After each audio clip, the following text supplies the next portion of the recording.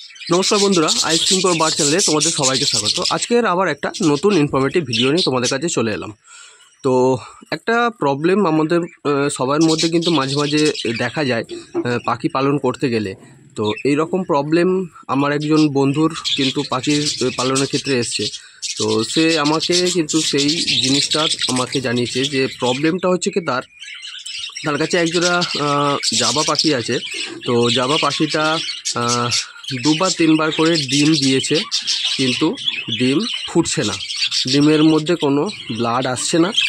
আর last যে ক্লাচে ডিম দিয়েছে সেখান থেকে একটা ডিম এসছে, একটা ডিম ফুটেছে, বাচ্চা হয়েছে, কিছুটা বড় হয়েছে, কিন্তু মাদার পাখি যে আছে সে কিন্তু সেই বাচ্চাটাকে ভাঁড়ের বাইরে ফেলে দিচ্ছে, তাকে খাওয়াচ্ছে না। তো সেই কারণে কিন্তু সেই বাচ্চাটা মারা গেছে। তো আবার কিন্তু সে ডিম পারবে বলে রেডি হচ্ছে। তো এটা একটা কিন্তু সমস্যার সৃষ্টি হচ্ছে তার কাছে। তো সে আমাকে এর সলিউশন জানতে চেয়েছে। তো এই ব্যাপারে আমি যদি বলতে চাই, এই রকম সমস্যা কিন্তু নতুন নতুন যারা পাখি পালন করছো বা যারা নতুন ব্রিডার আছো তাদের কিন্তু অনেক সময় দেখা দেয়। তো সেক্ষেত্রে কিছু কিছু ব্যাপার আছে যে এই রকম প্রবলেম হওয়ার পিছনে কিছু কারণ।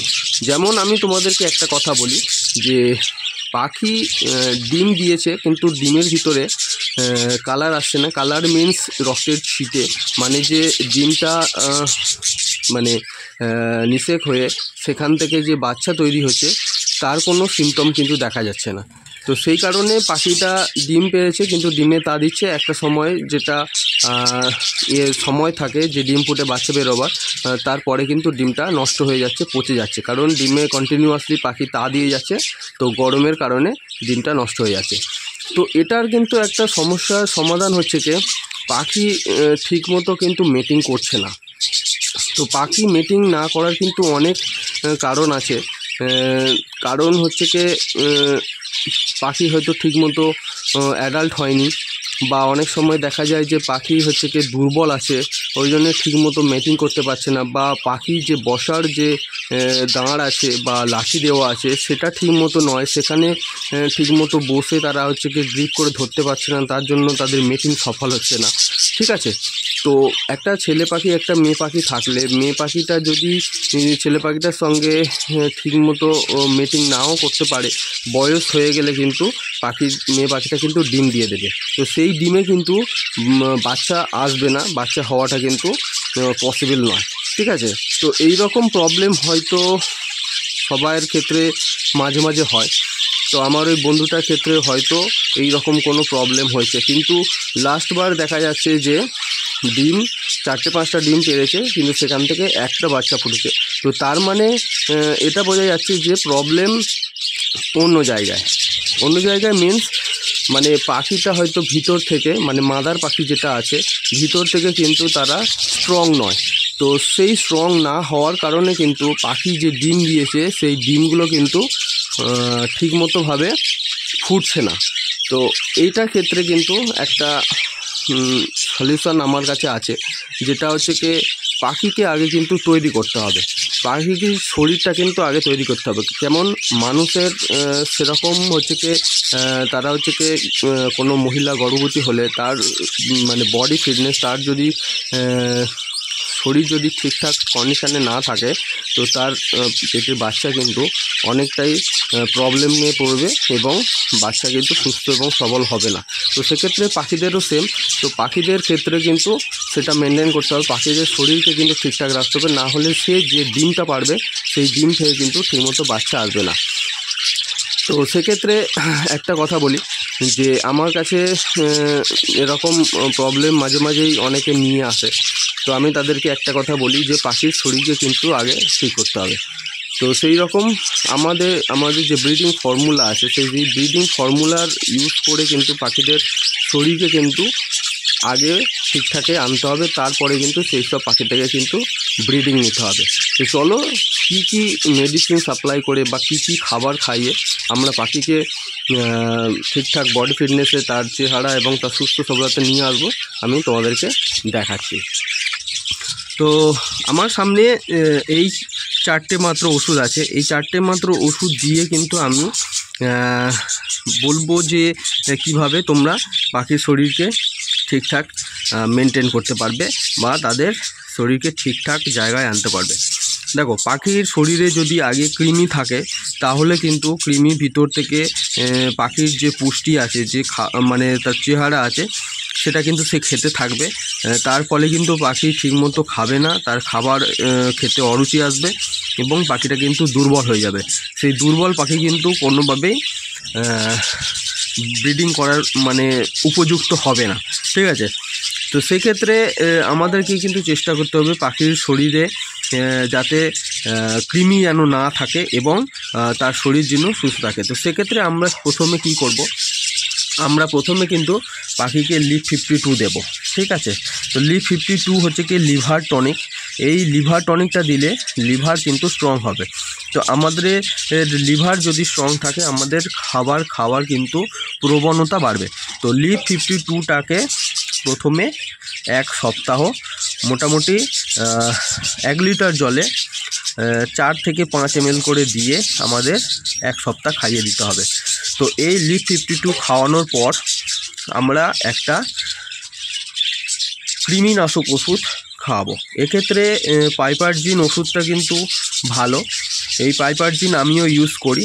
এই পাইপারজিনটা তোমরা হচ্ছে কি লিভার টনিকটা লিভ 52 খাওয়ানোর 1 সপ্তাহ খাওয়ালে তারপরে একদিন কোনো ওষুধ মেশানো জল দেবে না, পরিষ্কার জল দেবে, তারপরে এই পাইপারজিনটা দেবে। এটা হচ্ছে কি 1 লিটার জলে 2 ml, ঠিক আছে। এই কৃমিনাশক ওষুধ হচ্ছে কি একরকম বিষ। তো সেক্ষেত্রে বেশি ইউজ করলে কিন্তু পাখির ক্ষতি হতে পারে। আর যারা বন্ধুরা দেখছো যাদের খাঁচায় অলরেডি বাচ্চা আছে, ছোট বাচ্চা আছে, তারা কিন্তু এখন এই ওষুধটা ইউজ করবে না, কারণ বাচ্চা পাখি কিন্তু এটাকে নিতে পারে না, মারা যাবে, ঠিক আছে।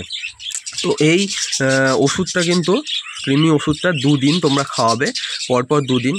তারপরে আবার তোমরা একদিন পুরো গ্যাপ দিয়ে দেবে, সেখানে সাদা জল দিয়ে দেবে, তারপরে আবার এই 3 দিন লিভ 52টা খাওয়াবে, ঠিক আছে। খাওয়ানোর পর আমরা চলে যাব একটা ভিটামিনে। তো ভিটামিনটা হচ্ছে কি ভাইমিরাল ভিটামিনটা খুবই ভালো ওষুধ। তো এই ভিটামিনের মধ্যে দেখো ভিটামিন এ আছে, ভিটামিন D3 আছে, ভিটামিন ই আছে, আর ভিটামিন B12।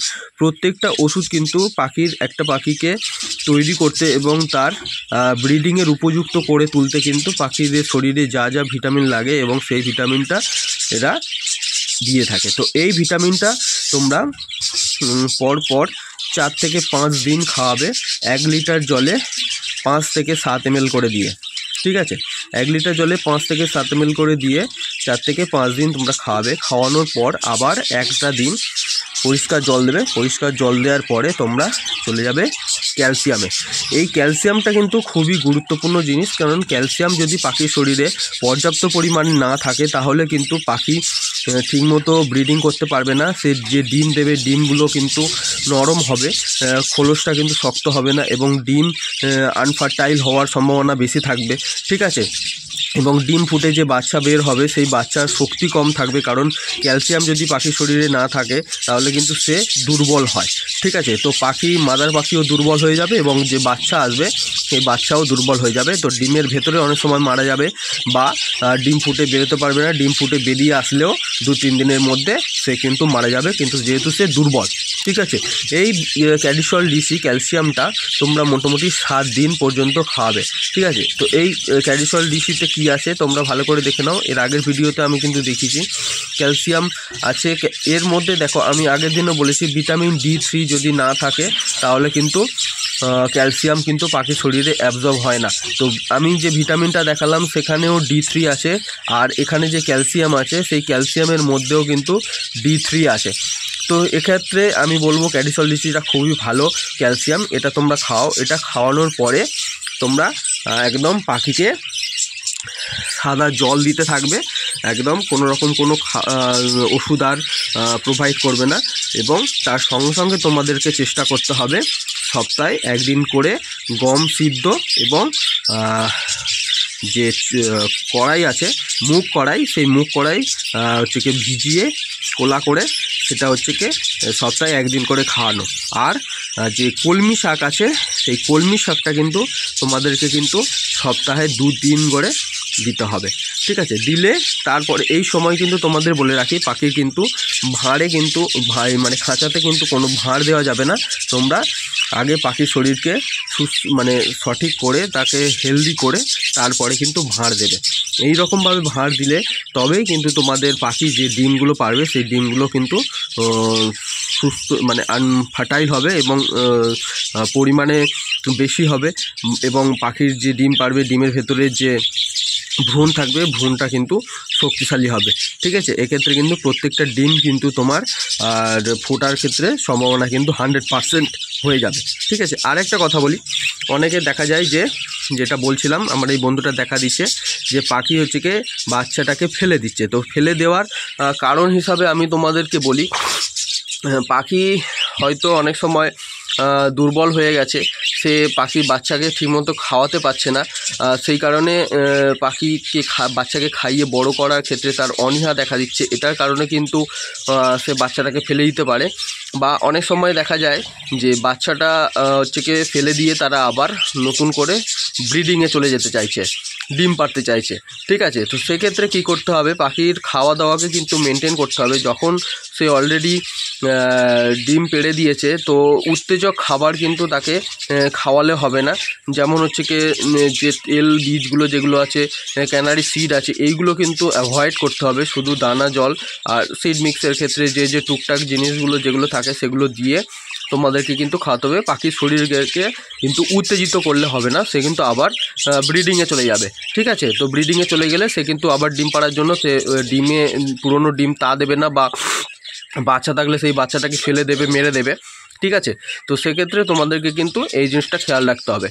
আর অনেক সময় দেখা যায় যে বাচ্চা থাকলে বাচ্চার গা হচ্ছে কি পালকগুলো যেগুলো ছোটো ছোটো থাকে সেগুলো টেনে টেনে টেনে টেনে পাখি বড় পাখি সেই বাচ্চা পাখিকে একদম ন্যাড়া করে দিচ্ছে এবং তার ফলে পাখির বাচ্চা কিন্তু মারা যাচ্ছে। এক্ষেত্রে কিন্তু বলবো ক্যালসিয়ামের ঘাটতি হচ্ছে, সেই ক্যালসিয়ামের ঘাটতির কারণেই কিন্তু পাখি হচ্ছে কি সেই ছোট বাচ্চার গায়ে যে পালকগুলো আছে সেগুলো টেনে টেনে তার গোড়া থেকে যে রক্ত বেরোচ্ছে সেই রক্তটাকে তারা চুষে চুষে খাচ্ছে। এক্ষেত্রে সেখান থেকে তারা ক্যালসিয়াম নেওয়ার চেষ্টা করছে, ঠিক আছে। তো সেক্ষেত্রে তোমরা ক্যালসিয়ামটাকে কিন্তু ঠিকমতো প্রোভাইড করবে এবং ক্যালসিয়ামটা কিন্তু ঠিকমতো গুণমানে তোমরা ক্যালসিয়াম দেবে। তো এই হচ্ছে কি মূল বিষয়বস্তু। যদি তোমাদের ভালো লাগে অবশ্যই চ্যানেলকে সাবস্ক্রাইব করো। আর যদি তোমাদের কোনো বন্ধুদের এরকম সমস্যা থাকে তাহলে তোমরা আগে পাখিকে ব্রিডিং কোর্স করিয়ে নিয়ে তারপরে কিন্তু তোমরা খাঁচাতে ভাঁড় দিও, ঠিক আছে বন্ধুরা। আজকের ভিডিওটা এইটুকু, যদি ভালো লাগে একটা লাইক করে দিও।